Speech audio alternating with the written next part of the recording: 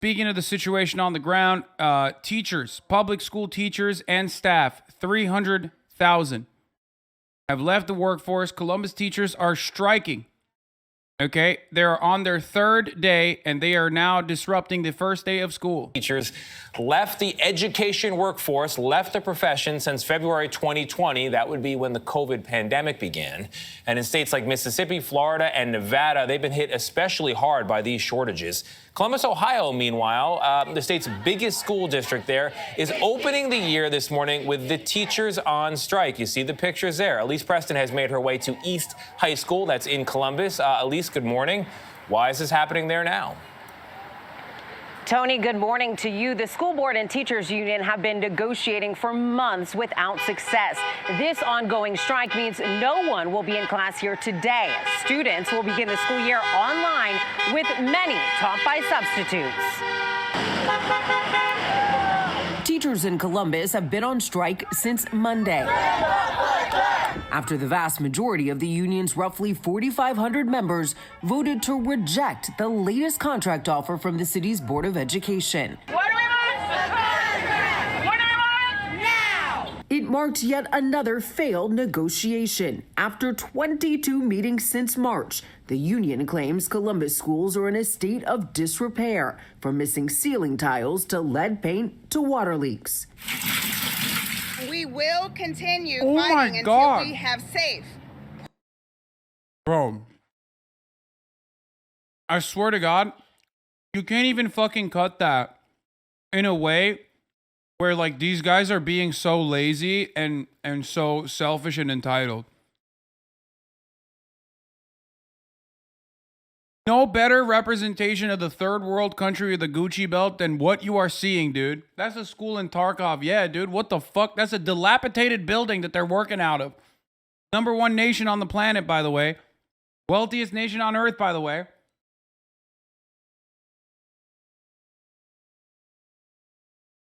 Is this where we put the replace teachers with veteran strategy to the test? Yeah, I mean.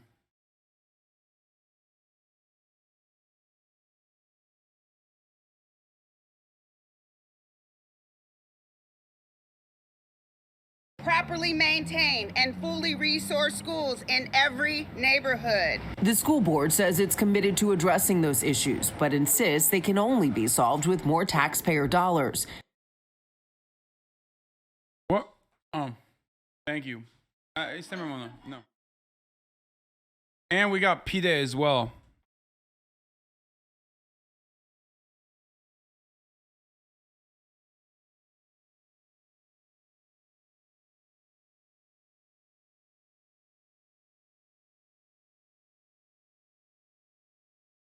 This is the funniest tweet that could have ever happened. I grew up in the poverty of the mountains of North Carolina. I ate out of a garden, lived in government housing, shopped at yard sales. I joined the Air Force, earned my GI Bill. I attained 4 degrees and created my own version of the American dream. I am not responsible for your student debt.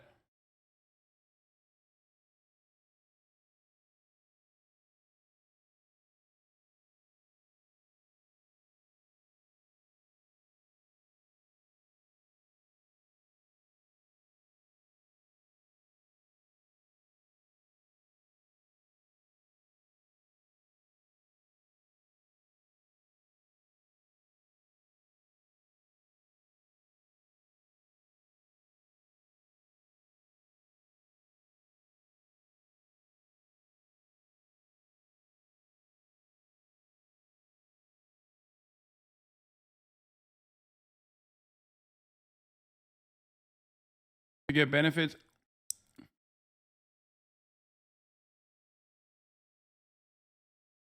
Most countries offer to its citizens unconditionally. Fucking dumb troglodyte. Americans shouldn't have to sell their bodies to the imperialist forces working at the behest of the military industrial complex to get benefits most countries offers to its citizens unconditionally, you fucking dumb troglodyte.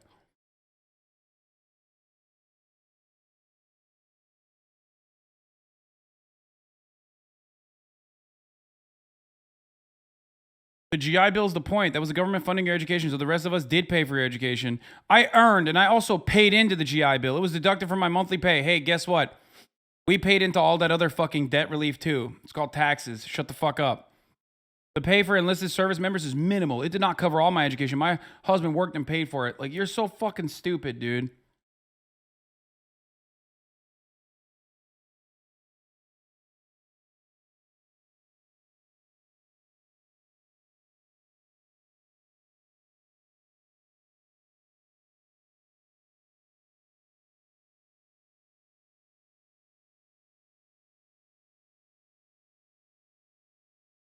I hate these people.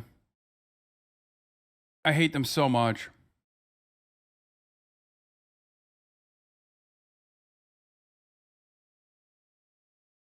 Dumb motherfucker.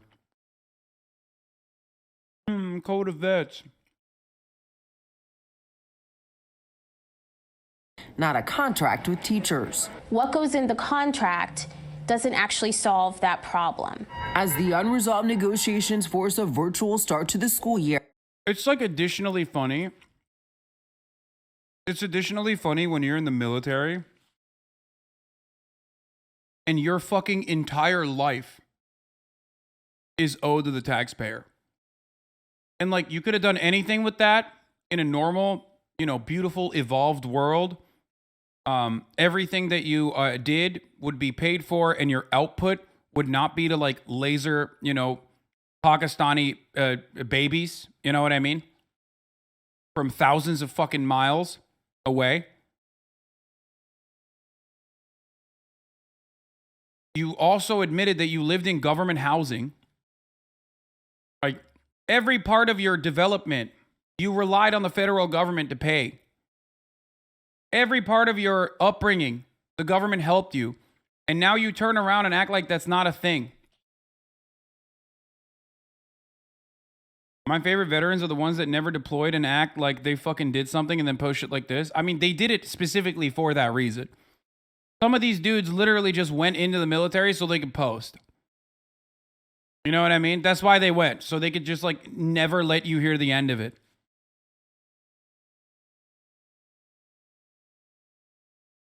It's just so incredibly stupid though, because like, you're out of your fucking mind. Like, every part of your life, you would have died without the government, okay? So shut the fuck up. You can't do the I got mine shit while you're still on the government dime. The teachers union is calling on families to honor the picket line. Oh, also look at this. Even if defund the police isn't your vibe, yet give it time and attention, it's clear the Columbus government's priorities are out of whack. Bro, look at this. The teachers in Columbus are fucking upset. Education has gotten $6.6 million. Columbus police, $359,970,000.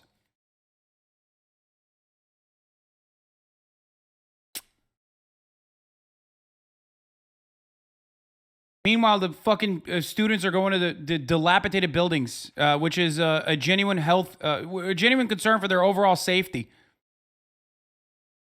By boycotting remote class. We're starting off how we did with COVID. The conflict has put students like 16-year-old Inaya Broom, a senior at Eastmore Academy High School, in a tough position.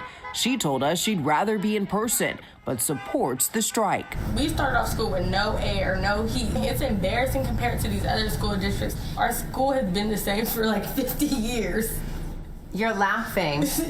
Because my grandma went to the school and she said the same thing. Like, why does it look exactly the same? Her mother agrees, but worries about how the disruption and more remote class could take a toll on some students. I stand by the teachers, but this being the beginning of the school year, I think was just terrible for the kids. She feels that way because there's no education about labor movements. You don't fucking protest in a way that like does not disrupt. You have to protest when school starts. No one would give a shit if you were protesting during summer vacation. You have to do that. And you can hear a lot of supporters honking for this ongoing strike. As it continues, the district has set up 25 running signs for students to pick up free meals.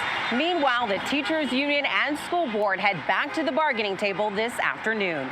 Good evening and welcome to Tucker Carlson Tonight. Turns out the symptoms of societal decay are universal. They're not unique to a specific society. You recognize them in any country at any time, now or 1,000 years ago. Always the same. The men become weak, the leaders get decadent, law enforcement gets politicized, the currency gets devalued, and then things... Yeah. Law enforcement famously non-political until this very moment. You know, like the earliest form of law enforcement is literally slave catchers. Meanwhile, Tucker's like, law enforcement, we need to go back to a time when law enforcement wasn't politicized. Before we get to Tucker Carlson, I want to play one more video on student loan debt relief because God, it was such a good fucking moment in history that I want to capture. I believe Gravel Institute did one, right?